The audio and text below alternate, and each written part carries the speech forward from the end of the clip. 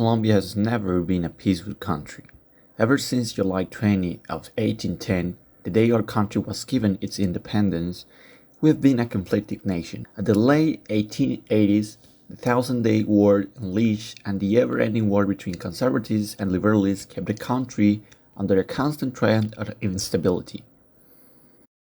We moved on to live periods such as la violencia, in English the violence, that saw how this war between these two parties was reaching its climax and hence costing millions of lives.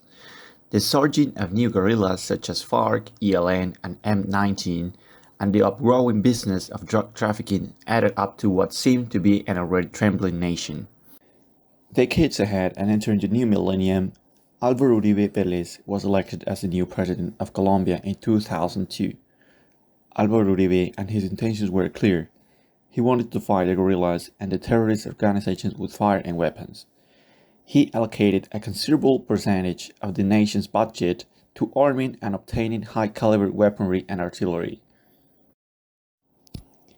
His tenure was surrounded by corruption. His cabinet was stained all over with scandals that deteriorated his image throughout the end of the second decade of the millennium. The biggest controversy around him was the one about falsos positivos, formerly known as extrajudicial killings. People who were killed by the government for no reason. However, the Ejército Nacional de Colombia, or Colombia's army, plus the president Álvaro Uribe, had one.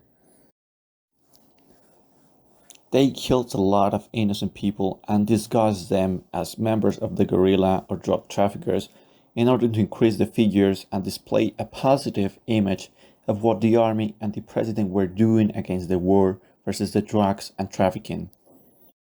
Uribe's tenure ended in 2010 when Juan Manuel Santos was then selected as Colombia's president.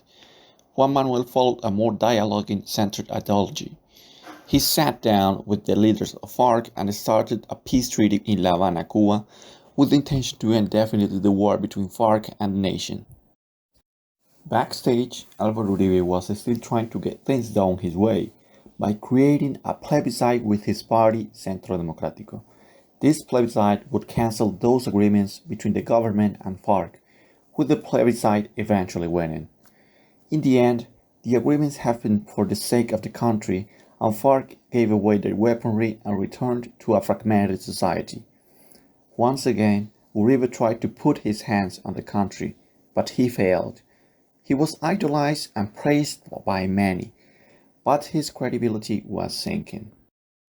In 2018, Iván Duque was elected as president of Colombia for the period of 2018-2022. He was represented Centro Democrático, Álvaro Uribe's party. Once again, the ideals of Álvaro Uribe and his extreme right-wingish ideas took over Colombia. On 2021, the strike that lasted for more than 2 months was retaliated with violence towards demonstrators. I talked about that in the last and only video I have made besides this one. 4 years later, from Iván Duque's election, Gustavo Petro, the person who lost Iván Duque in 2018, and the frontman of the opposition, was finally selected, and Colombia's course finally shifts. We don't know what will happen. We're hopeful that it will be for a better nation. We are no longer under this regime of Álvaro Uribe. Let's see what happens. Hopefully, it will be for the better.